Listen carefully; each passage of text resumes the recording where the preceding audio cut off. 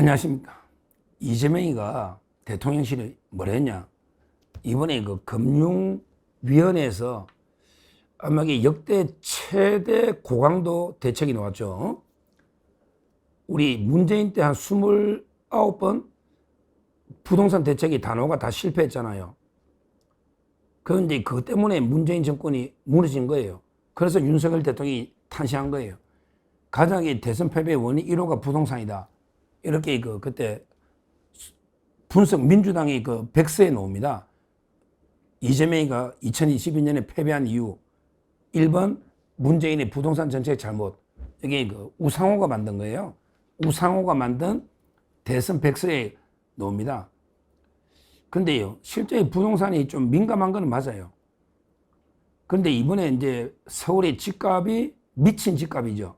서울의 집값이 막 일주일에 막 폭등을 하니까 지금 이재명이도 놀랬을 거야. 그러면서 문재인 때 29번 한 걸 다 모아놓은 것보다 더 강력한 말도 안 되는 규제가 금융위원회로부터 규제가 나왔잖아. 근데요, 그럼 이게 이재명 정권 들어서 처음 규제가 나온 거잖아요. 근데 뭘 했냐면, 아이고, 이거는 우리 대책이 아니에요. 우리 몰라요. 우리는 보고도 못 받았어요. 이러고 있어요. 와, 이런 무책임한 놈 처음 보네. 국민들이 제일 중요한 부동산에 대해서 최고 역대 고강도의 대책을 냈는데, 이거는 금융 감독 기관들이 알아서 한 거지, 우리 대통령실은 전혀 몰라요. 이거는 우리 부동산 대책이 아니에요. 우리 정권, 이재명 정권. 이런 식으로 발뺌해버리는, 책임을 피하는 이런 무책임한 정권은 제가 처음 봅니다. 그러니까 이제 언론에서 야, 너가 안 하면 금융위원회에서 지금 금융위원도 정복이 아닌데 이재명 눈치 본다고 공무원들이 바짝 엎드려 있는데 그게 너가하고 무관하다. 너가 부동산 문제는 정권하고 이재명하고 관계없다는 거 발표하려고 하는 거 아니냐. 겁나니까 옛날에 문재인 때처럼 부동산 못 잡으면 요거도 먹기 싫으니까 부동산에게 우리하고 관계없다. 이런 게 발표가 아니냐 하니까 90분 만에 말을 바꿨잖아. 또 대변인 강유정이가 90분 만에 바꿔가 처음에는 보고도 못 받았다더니 이제는 뭘 하냐면 아이고 소통은 하고 있습니다. 이러더라고. 막 소통만 하고 있다는 게 말이 되냐? 결국에 너가 이제 만들었지 정책을. 결국에 이재명 대통령실에 거기에 정책실장도 있고 다 있잖아요. 그 김용범이지 뭐 금융위원회 부위원장 출신 아닙니까? 정책실장. 그러니까 이제 자기들이 다 만들어 놓고 마치 책임을 싹 피해버리는. 왜? 여기 부동산이 잡히면 또 자기들 공일 거야. 안 잡히면 야 우리는 관계없어. 이런 무책임한 행정을 하고 있습니다. 실제는요. 지금 대통령 이재명실이 놀래가지고요. 빨리 잡아 부동산. 지금 큰일 났다. 부동산 때문에 문재인 정권 무너진 거 봤지?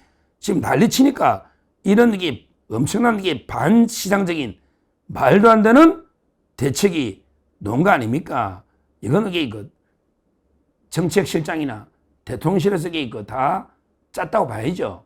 뭐 금융위원회가 무슨 힘이 있다고 저 맘대로 이재명한테 보고도 안 하고 지시도 안 받고 어떻게 이런 대책이 나옵니까? 말도 안 되는 이야기다. 이 말입니다. 실제 이 대책이요. 저는 이런 대책이 황당합니다.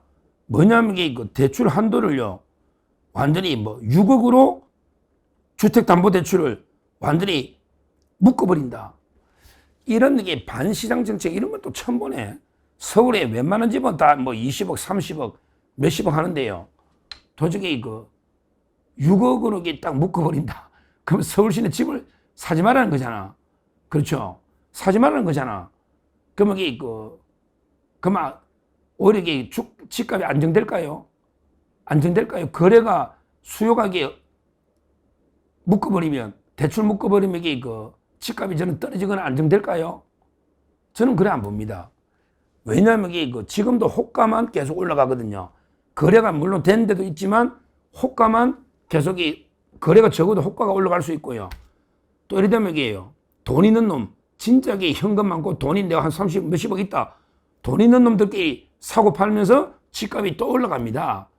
그러면 이게 막 멘붕이 오는 거예요. 그러면 이게 이제 대출이 안 되니까 막 영끌에가 사채라도 끌어서 이게 영끌해 가지고 막 온데 끌어서 막차 탔다가 또 이게 이렇게 되는 거예요. 따라서 이게 그 무조건 수요로 이게 대출만 묶는다고 집값이 안정되는 게 아니라는 거는 이게 이미 검증된 거 아닙니까? 좀 이게 과거의 역사 경험을 통해서 배워야 된다고.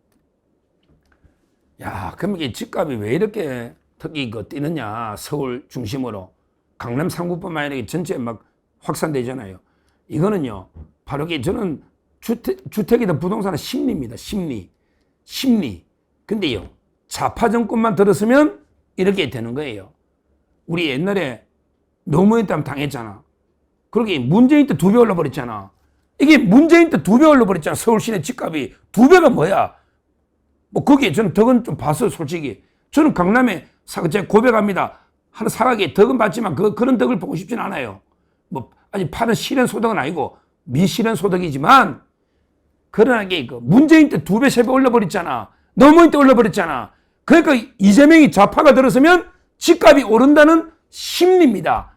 그러니까 이게 못 잡는 거예요. 왜 그러면 좌파가 들었으면 집값이 오르느냐? 옛날에 한번 제가 이게 정밀 분석 한번 했잖아요. 왜 오르느냐? 보세요. 좌파가 들었으면 이게 규제가 많으니까 공급이 안 돼. 그렇죠. 공급이 돼야 되잖아. 뭐든지 수요와 공급. 그러니까 좌파가 들었으면 공급이 안 된다고. 그런 게 심리가. 규제가 많으니까. 좌파들은 재개발이나 재건축이나 규제가 많잖아. 그러게 뭐 환수하는 게 많아. 좌파들은 우리 평등하게 가난하자는 거니까 막 재개발, 재건축 환수만 잔뜩 해버리면 남는 게 없거든. 그렇게 공급이 안 되는 거야. 첫째. 그 다음에 두 번째, 좌파가 들어서면 그냥 돈을 막 무더기로 풀어버리잖아. 다 이게 이번에도 돈 뿌리는 게 거의 13조예요. 돈 뿌리는 게 13조라고. 그러니까 좌파가 들어서면 돈이 그냥 종이 조각이 그냥 막 풀린다. 이렇게 생각하니까 돈 가치가 없으니까 이게 부동산 실물로 가는 거예요. 실물로. 저는 그렇게 보는 거예요. 부동산. 그러니까 이게 돈은 막 풀고, 그 다음에 공급은 제한되고, 여러 규제나 환수, 여러 가지로. 그러고요. 또 중요한 게 실제 좌파들을 정책을 하는 사람들은요, 전부 투기꾼들이거든요. 그러니까 진정성이 없어요. 자, 투기꾼 맞잖아요. 이번에 조현 장관, 외무부 장관도 아들, 완전히 처음에 이놈 빌려줬다더니 나중에 뭐 정리했더만. 세금 내, 나중에 조현 장관 검증할 때 보자고, 너 도로 해가지고 행제했다고 10배 튀긴 놈. 너 이번에 아들한테 거짓말했지. SBS 단독 보도 조현 외무부 장관. 그 다음에 위성락 80억 투기한 거 위성락. 이한주 상가 몇 개야 너. 영등포만 2개던데 분당 2개. 이한주 이놈이 제가 어제 국정기획위원회 갔다 왔거든요. 이리서가. 이런 놈들이 정책을 하고 있으니 전부 다 강남에 몇천씩 가진 놈들이 정책을 해. 그러니까 진짜 잡을 이유가 없지. 집값을. 신용만 하는 거지. 자기들이 다 투기꾼인데. 그러니까 이게 진정성과 절박성이 없는 거예요. 오히려 투기에 대해서. 이런 게 여러 가지 이유. 그 다음에 하나 더 꼽는다면, 야, 요즘 여기 보니까 중국 놈들이 그래 많이 들어오네. 또 저는 이게 중국 놈들이 집값 올리는 거, 제주도는 제가 이야기 좀 들었죠. 제주도 이게 중국 자본이 되면 땅값이 오르거든요. 근데 이번에 성동구에, 와, 중국의 성동구에 20명이요. 이거 거짓말 아닙니다. 뉴스에 있어요. 20명이 중국 놈이 1억씩 모아가지고 20억짜리 성동구에 아파트를 사.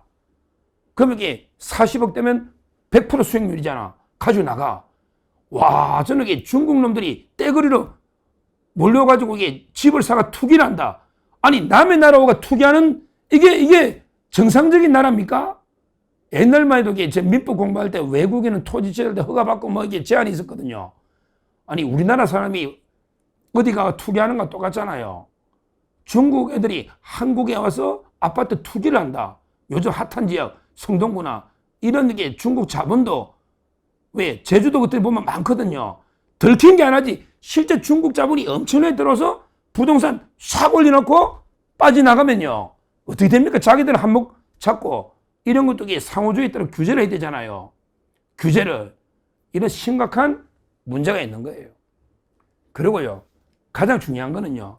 좌파 관료들은 한마디로 이게 실력이 없어요. 투기만 할 줄 알지 실력이 없다고. 뭔가 이게 부동산은 이명박 대통령처럼 실력이 있어야 돼. 이명박 대통령처럼 해봐야 돼. 꼭 잘했잖아요, 부동산은. 그러니까 좌파들은 행정 경험이 없어. 왜냐하면 평생 대모하고 방화하고 불 지르고 남의 돈 기생충 뜯어먹고 사는 김민석이처럼 정청래처럼 한심한 쓰레기 같은 놈들이 정책을 하니 부동산이 뭔지 어떻게 알아? 어떻게 알아? 한마디로 이게 실력이 없는 거예요. 좌파 정부는. 이런 게 복합적인 이유. 그러니까 만들이 공급은 규제 때문에 제한되고 돈은 풀고 자기들에게 투기하고 능력은 안 되고 중국 자본가의 설치니 이런 게 총체적인 이유로 부동산이 폭등을 하고 있는데 거기에 잡는다는 대책이 그래 이재명이가 내놓은 거지. 이걸 뭐 딴 데 책임을 떠넘겨. 내놓은 게 대출을 6억으로 제한해라. 이러면 이게 집값 잡힐까요? 오히려 이게 돈 있는 사람들은 현금을 막 수백 중국 사람들 강남에 돈 있는 사람들이 얼마나 많은데 진짜 실수요자는 빨리 하나 사야 되겠다. 이 사람들만 고통을 겪는 거예요. 대출을 막으면 진짜 그 사람들만 고통을 겪는다고. 한 채를 내가 이게 결혼해가 실수요 한 채를 가지겠다는 사람은 대출을 풀어줘야지. 그걸 왜 막느냐고. 맞잖아요. 뭐 두 채, 세 채, 뭐 그것도 아니고 대출을 그걸 막을 이유가 없잖아요. 갚을 능력이 되고 진짜 실수요 내 결혼해가 한 채가 필요하면 왜 6억을 막느냐고. 그러니까 말도 안 되는 지금 규제들을 하고 있는 겁니다. 정말 이게 심각한 이게 무능하다는 거예요.